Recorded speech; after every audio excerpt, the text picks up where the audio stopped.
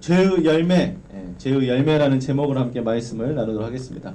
저 한번 따라해 볼까요? 죄의 열매, 죄의 열매, 죄의 열매. 죄의 열매. 네, 오늘 죄의 열매인데요. 우리 함께 예배하는 우리 지체들에게 먼저 인사했으면 좋겠습니다. 함께 예배해서 행복합니다.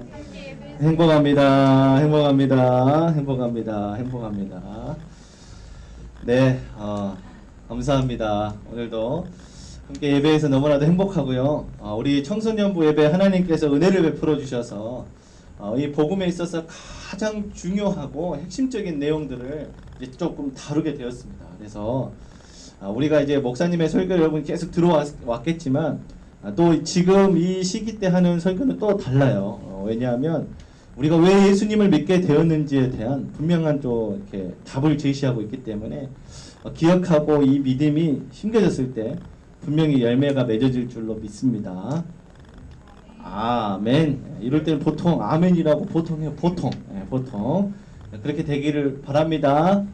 아멘. 네, 감사합니다. 우린 다 보통이 되네요. 자, 우리 지난주에 우리 말씀을 나눴었는데요. 하나님께서 결국에는 나를 지으신 이유와 목적에 대해서 조금 말씀을 나눴습니다. 우리 방금 우리 예배팀에게 찬양하면서 고백을 같이 해줬어요. 그가 이 땅에 오신 이유가 뭐라고요? 그가 이 땅에 오신 이유는 우리 방금 찬양했어. 가사도 띄어놨고 그걸 우리가 입술로 부르기도 했어요. 자, 그분이 이 땅에 오신 이유는 오늘 본문 말씀이기도 한데 우리를 지으신 그대로 회복하기 위해서 지은 어떻게? 그대로. 자, 원래 우리의 상태가 어땠어요? 원래는 처음에 지을 때 하나님께서 죄인으로 우리를 만드셨어요? 아니면 하나님과 친밀한 관계를 형성하심으로써 그 사람을 만들어 놓고 그 사람과 함께 교제하고 나누고 서로 대화하고 서로 교제하는 모든 시간이 행복하고 참 좋았다라고 하는 영광스러운 존재예요. 우리가 너무 길었죠? 영광스러운 존재입니다. 우리는 다시 말해서 우리를 그냥 지으신 것이 아니라 우리를 호흡을 자기의 형상대로 지어가지고 자기의 어떤 하나의 분신, 자기의 형상대로 지음받은 나의 존재를 보시기에 너무 좋았다. 그래서 우리는 하나님께 그 존재 자체만으로 영광스러운 존재입니다. 하나님께 영광이 되는 존재예요. 자, 그래서 이렇게 정리를 좀 했습니다. 우리가 하나님께 영광 올려드리는 방법은 우리가 열심히 뭔가를 하고 주님을 위해서 돈을 많이 벌어가지고 헌금을 1억, 10억, 100억, 1000억을 하는 것이 아니라 하나님 앞에 뭔가 드리고 대단한 걸 하고 이런 게 아니라 원래 영광은 하나님께 영광이 되는 삶은 무슨 삶이냐? 내가 지으신 그대로 회복된 상태가 하나님께 영광이 되는 거예요. 그러니까 예수님께서 우리를 위해서 이 땅에 오신 이유는 지으신 그대로 회복하는 건데 하나님께 영광이 되는 삶을 살기 위해서는 예수님이 내 삶 가운데 함께 하셔야 되는 거예요. 예수님께서 나의 삶을 바꾸시고 나의 주인이 되어서 나의 인생을 끌어가시는 것이 하나님께 영광이라는 사실이에요. 그게 지은 그대로 회복된 상태입니다. 자, 그러면 우리가 오늘은 이 죄의 열매에 대해서 살펴볼 건데, 자, 자꾸 목사님이 우리가 이 죄를 지었다고 하고 죄인이라고 하는데, 자, 그렇다면 이 질문에 한번 답을 해보세요. 그렇다면 내가 죄인이라는데 내가 지금까지 지은 죄가 사람 한 명이 사형을 당해야 될 정도로 큰 죄를 지었냐 내가? 한번 생각 한번 해보세요. 여러분 인생을 한번 돌아보시고 한번 돌아서 봐보세요. 내 인생을 돌아봤을 때 내가 물론 잘못한 것도 있고 실수한 것도 있고 죄를 지은 것도 있는 것 같긴 한데 사람 한 명이 사형을 당해야 될 정도로 큰 죄인가 그게? 한번 생각을 해보시고. 자, 그럼 또 한 가지. 이 세상에서 나보다 더 심한 죄인이 그러면 없는 걸까? 나 때문에 한 명이 죽었다는데, 나 때문에 대신 죄값을 사형을 당하셨다는데, 그럼 나보다 심각한 죄인이 있는 것일까? 한번 생각을 우리가 해봤으면 좋겠어요. 우리는 사실 이 자기가 이 죄인이라는 것에서 인지하기가 어려운 삶을 삽니다. 우리는 왜냐면 우리가 생각하는 죄는 이제 사람 이렇게 폭력을 가해가지고 상대방에게 피해를 입혔다. 그거 죄가 되는 것이죠. 내 것이 아닌데 남의 물건을 훔쳤어요. 사기를 쳤어요. 그래가지고 얻어냈어요. 숨겼어요. 이런 것들은 죄가 되는 것이죠. 그리고 실제로 문제가 되는 행동들도 있잖아요. 이런 것들을 해야만 우리는 죄라고 인지하기 때문에 내가 그만큼의 죄인이냐, 그만큼의 죄가 있냐 이런 것들을 물어볼 때는 우리가 좀 이렇게 그렇게 쉽게 인정하기 어려운 거죠. 물어보면 답을 못 할 거야 아마. 수원이 진짜 너가 어디 누구 한 명 사형 당할 정도로 큰 죄 지었어 혹시? 조금 직설적으로. 너 혹시 마음에 안 든다고 사람 죽인 적 있냐? 어깨 탁 붙였는데 뭐야 그런 적 있어 없어요? 없잖아요. 그러니까 우리 스스로가 죄인이라고 인정하기가 쉽지가 않다는 거예요. 죄인을. 그래서 오늘 이 예수님이 죄인을 위하여 이 땅에 오셨는데 예수님이 필요한 존재라는 사실을 인정하기 위해서는 내가 죄인이라는 사실을 정확하게 인지해야 되는데 우리의 삶에서 내가 생각하는 도덕적 수준으로는 그게 인정이 안 된다는 거예요. 자, 요즘 시대의 죄를 한번 살펴봅시다.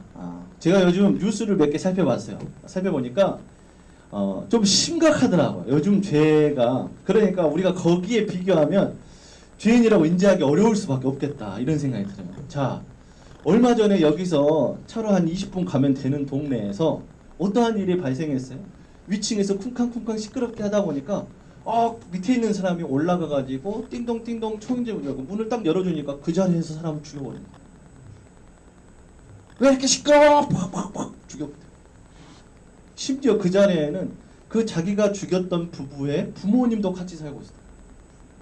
그 앞에서 끔찍하게 막 그냥 사람을 죽여버린 거예요.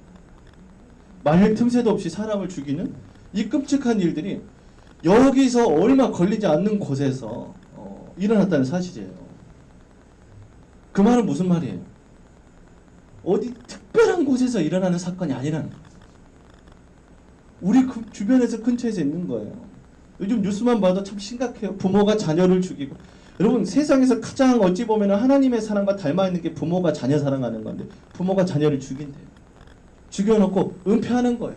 이제 막 낳은 애를 그냥 너무 자기가 게임을 해야 되는데 이 게임을 하고 있는 동안에 이 아이가 너무 귀찮게 그래가지고 그냥 딱 그 이불로 그 비계로 덮어가지고 숨막혀 죽여버렸어요. 그리고 나서 애가 죽었잖아요. 그럼 뭔가 이렇게 자기도 뭔가 놀래고 뭐 그래야 되는데 너무 태연하게 그 아이를 냉동실에 집어넣고 밖에 꺼내놓으면은 막 썩고 냄새가 나니까 그런 어떤 이 양심에 뭔가 문제가 생긴 듯한 그러한 죄악도 우리가 심심찮게 뉴스로 봅니다. 반대 상황도 마찬가지죠. 자녀가 부모를 죽이는 거 아주 끔찍한 뉴스가 저도 막 몇 개를 검색해보고 이런 것 사건도 있었나 하고 검색해보니까 막 다 나오는 거예요. 다 나와. 부모님을 그냥 엄마를 죽이고 나서 그냥 막 다 토막을 내서 막 그냥 버려버린 거 막 따로따로 막. 우리가 이런 무서운 세상에 살고 있어요. 우리가. 여러분 집이 제일 위험해요. 여러분 조심하세요. 농담입니다. 여러분 집이 제일 좋죠. 근데 그 정도로 이게 무너졌다는 거예요. 가장 사랑이 많이 표현되는 부모와 자식 간에도 이러한 일들이 발생한다는 거예요. 뭐 뿐만 아니죠. 서로 사랑한다라고 만나는 사이인데 서로 막 두들겨 패 죽여버리는 거예요. 아이고 막 기분 나쁘다고 죽이고 그냥. 여러분 이 세상에 또 음란하기는 얼마나 음란합니까? 얼마나 타락했습니까? 여러분 일일이 거론하기가 이 마음이 아플 정도로 너무나도 많은 사건 사고들이 많죠. 그러니까 이 모든 일들이 우리가 일어나는 걸 보게 되면은 자 그러한 사람과 우리가 비교했을 때 죄인이라고 느끼 안 돼요. 내가 그거에 비하면 우리 착해 안 착해? 엄마가 뭐라 하면 째려보기는 해도 더 이상은 안 하자. 그죠? 째려보기는 해도 더 이상 안 하잖아요. 우리는 그러한 존재라는 것이죠. 그러니까 우리가 죄인이라는 걸 인정하기가 사실 쉽지가 않은데요. 그런데 제가 여러분들에게 그 성경에서 우리를 어떻게 좀 이야기하고 있는지에 대해서 좀 말씀을 나눌게요. 우리 같이 한번 이 말씀을 읽어봤으면 좋겠습니다. 한번 읽어볼게요. 시작. 이와 같이 좋은 나무마다 아름다운 열매를 맺고 나무가 나쁜 열매를 맺나니 좋은 나무가 나쁜 열매를 맺을 수 없고 못된 나무가 아름다운 열매를 맺을 수 없느니라. 아름다운 열매를 맺지 아니하는 나무마다 찍혀 불에 던져지느니라. 이러므로 그들의 열매로 그들을 알리라. 아멘. 여러분, 제가 방금 쭉 나열했던 끔찍한 사건들은요, 그것을 죄 자체라고 얘기하는 것이 아니라 오늘 설교의 제목처럼 죄 열매라고 이야기합니다. 여러분, 이러한 죄의 열매가 왜 나타나냐? 그 나무의 뿌리가 그 열매를 맺는 나무이기 때문에. 자, 그러면 이거 한번 볼게요. 여러분, 배가 우리가 이제 요즘 맛있게 배를 먹잖아요. 배. 이런 배를 먹는데, 배를 깎아서 먹는데, 여러분, 이 배가 자라는 나무는 무슨 나무일까요? 문제. 배가 자라는 나무는 무슨 나무일까요? 그리고 유치원 아니에요, 여기. 정확히 대답하실 수 있잖아요. 배가 자라는 나무는 무슨 나무예요? 사과가 자라는 나무는? 여러분, 우리가 그걸 알잖아요. 너무 잘 알잖아요. 그럼 죄의 열매가 나는 나무는 무슨 나무일까요? 죄의 나무. 뿌리에서부터 뭐가 자라고 있었냐? 죄가 자라고 있었기 때문에 그의 삶 가운데 죄라고 하는 열매가 맺어지는 거예요. 우리가 끔찍히 여기는 그 사건 사고들의 열매가 나타난다는 거예요. 자, 그렇다면 우리가 조금 삶에 있어가지고 우리가 가물어가지고 열매는 좀 안 나타났어요. 그런데 우리의 뿌리는 과연 어떠한 나무일까? 죄의 나무일까? 의의 나무일까? 우리 한번 제가 문제 한번 내요. 우리가 좀 가물어가지고 그만큼의 영향력을 직접적으로 받지 않아가지고 그 영양분이 직접적으로 우리에게 닿지 않아가지고 열매는 안 맺었어요. 그런데 우리의 본래 나무 뿌리는 어떤 나무? 의의 나무예요? 죄의 나무예요? 그거는요, 자기 자신이 알아요. 자기 자신. 내 안에 생각만 해. 내가 어떻게 이런 생각을 할 수, 이렇게 끔찍한 생각을 할 수 있지? 여러분 안에 그런 생각 해본 적 있어? 있잖아요. 그게 용기가 없었다든지 아니면 직접적으로 그런 트라우마가 없어서 그런 열매가 맺지 않았을 몰라도 나의 삶 가운데서는 그런 도덕적 잣대나 율법적인 잣대, 그런 윤리적인 잣대가 나를 이렇게 구속하지 않는다면 우리는 악해질 수밖에 없는 존재예요. 왜냐하면 우리는 뿌리가 죄의 뿌리를 가지고 있기 때문에. 성경에서 뭐라고 하냐면요, 우리 에베소 2장 3절 말씀 같이 한번 읽어볼게요. 전에는 우리도 다 그 가운데서 우리 육체의 욕심을 따라 지내며 육체와 마음에 원하는 것을 하여 다른 이들과 같이 본질상 진노의 자녀였다. 본질상 진노의 자녀였다. 여기서 말하는 본질, 이 본자가 뿌리 본자예요. 처음에 시작부터가 그러했다는 거예요. 우리는 단 한 번도 숨을 쉬고 지금 이 땅에서 살아오면서 단 한 번도 죄를 안 지은 적이 없어요. 왜냐하면 우리는 본질상 진노의 자녀. 뿌리부터가 죄인이었기 때문에. 뿌리부터가. 그러니까 우리를 보호하는 어떤 잣대가 없었다면, 나를 구속하는 무언가가 없었다면 우리는 오늘 그 죄를 짓는 존재라는 사실이에요. 진노의 자녀였다. 이 말은 무슨 말이냐? 가만히 두면 진노를 받아야 되는 존재라는 거예요. 우리의 시작이 바로 이 진노의 자녀였기 때문에 이 진노의 자녀는 가만히 두면 진노를 받아야 된다 라고 하는 존재가 바로 나라고 하는 존재입니다. 목사님이 이거를 힘주어 여러분에게 설명하는 이유가 뭐냐면 우리는 여기서 벗어나지 않기 때문에. 여러분, 로마서에서는 우리가 죄를 범하였는데 단 한 명도 의인 없이 다 죄인이라고 얘기를 하고 있습니다. 우리는 호흡하고 숨쉬는 그 순간순간이 곧 죄예요. 그 열매가 나타나냐 나타나지 않았냐는 사회적으로 문제가 되냐 안 되냐 그러한 영향이 있을지 모르겠지만 우리가 이 존재 그대로 생명이 끝나게 되면 예수님을 만나게 되면 우리는 어떻게 된다? 진노를 받아야 되는 존재라는 사실. 그게 바로 본질상 진노의 자녀예요. 우리 모두는 죄인이 아닌 존재가 없습니다. 자, 그렇기 때문에 우리가 그러한 죄를 범했기 때문에 죄인이 아니라 내가 죄인이기 때문에 죄를 지을 수밖에 없는 존재예요. 순서가 바뀌는 거 그러니까 순서를 정확하게 해야 됩니다. 내가 이러한 죄를 지었기 때문에 우리 사회적으로는 그렇잖아요. 내가 누군가 폭력을 했어요. 그러면 그 폭력을 행사하고 죽었어요. 그러면 뭐라 그래요? 폭력치사. 실제 폭력치사로 사람을 죽인 거예요. 그러면 폭력치사라고 하는 죄인이에요. 저는. 그게 이제 세상에서 얘기하는 겁니다. 하지만 우리의 존재는 이미 죄인이기 때문에 가만히 두면 죄인으로 끝나는 사람이에요. 아무리 착하게 살았어요. 정말 사람들 앞에서 인정받는 사람이에요. 선행을 많이 했어요. 구제도 많이 했어요.